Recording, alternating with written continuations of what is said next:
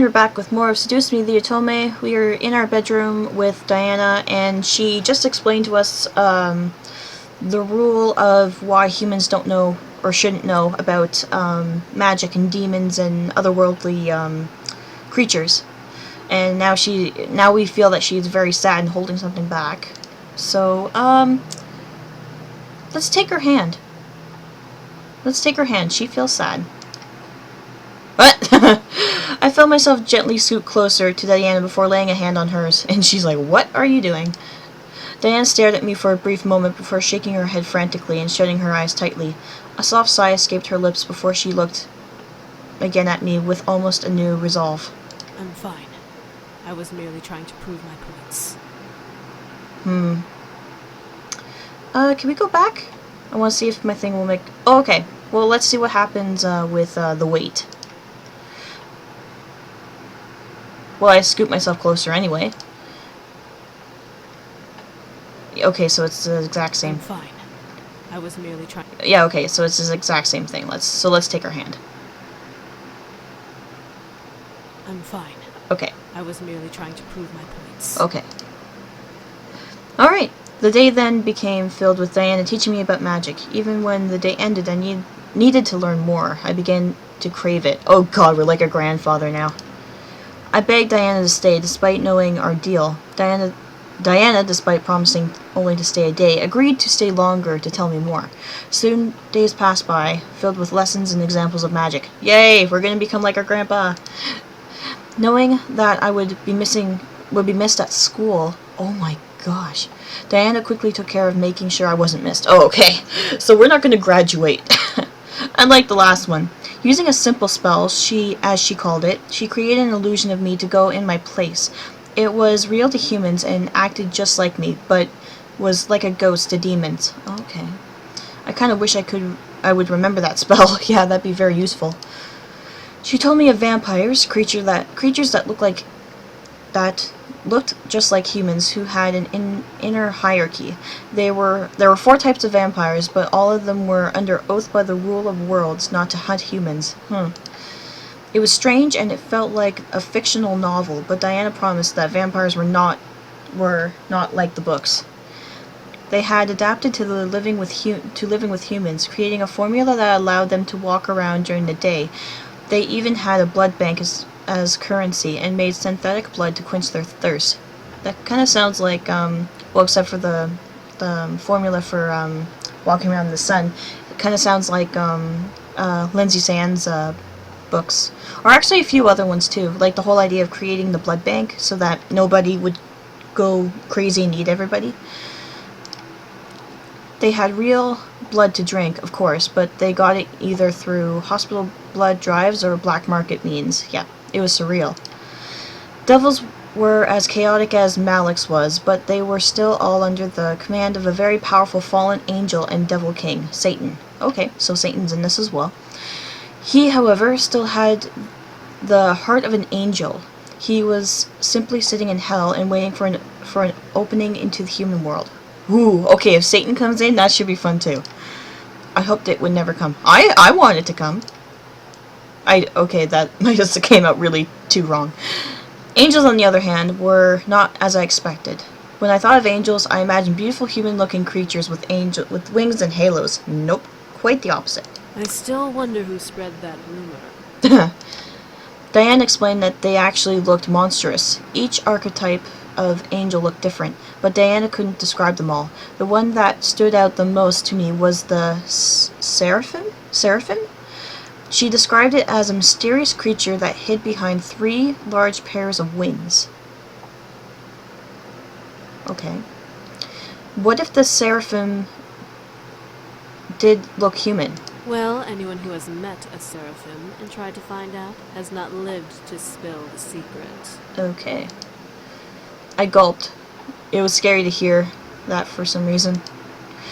Angels were strict and were not as forgiving as many claimed. According to Diana, they had a love-hate relationship with humans, and they didn't try to dominate us. But they didn't try to dominate us. They only became mediators for the rule of the worlds. Why not?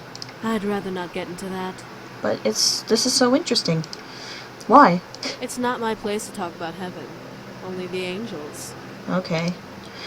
She also mentioned their methods of memory removal. As the self-proclaimed guardians of the humans, they had the right to baptize humans who held memories of otherworldly creatures should they find any in the human world. Whoa. Okay. This baptism... Oh, wow. I just got a chill from that. This baptism not only erased the memories of magic, but erased their entire memory clean. Humans wouldn't remember who they were or who they knew. A blank canvas. Whoa. Demons, however, unlike the others, were passive creatures that only truly cared for their own world. They had their own lands, kingdoms, and lord living there. The most powerful demon in the abyssal planes was the Demon Lord. He was the incubi boy's father, and he was a ruthless man. I hope we get to meet him too. He had conquered several kingdoms with a massive, indestructible army. Many demons died under his brutality, But when he did conquer, life for demons was like the human renaissance. Oh, okay. Many feared that what land he would attack next. However, to everyone's surprise, the Demon Lord had tried to be peaceful with Diana's kingdom as she was offered as a bride to one of his sons. Why would you accept that? I had no choice. I was barely a child when the decision was made, and when I learned of it, I had accepted it. Aw. Just getting some water. Why, though? How would you know if you... What? How would you know if you would be in love with the guy you married? It didn't matter. My kingdom would be safe, and I would be able to live with knowing I was able to protect my kingdom. Aww. I stared at Diana as she smiled at me with sad eyes. She really didn't want to marry them, even though they are pretty handsome. It was practically painted all over her face. Oh, yeah, we get a choice. You shouldn't have to marry someone you don't love. Don't say anything. No, you shouldn't have to marry someone who you don't love. Diana's face shifted to one of surprise as she looked to me. I was being honest, though. She shouldn't have to marry someone to protect a kingdom. It would be safe, yes, but you would be unhappy. Can you live with yourself knowing that? I'd rather be unhappy than see my kingdom burn to the ground. Besides, as the bride of the next Demon Lord, I'd have the ability to change things. I could disband his armies, bring peace to the abyssal plains. Yeah. But what about love? Love? Yeah, human emotion that, some other demons and creatures want. Diana looked at her lap and sighed. Love can't exist for me. I'm the most powerful succubus in the demon world. Anyone who would go after me would only be entranced by my power. So if you're the most Oh, wait, succubus, right? Never mind. I'm not. I'm not. I guess you're right. Love can't exist for me. No. I'm the most powerful succubus in the demon world.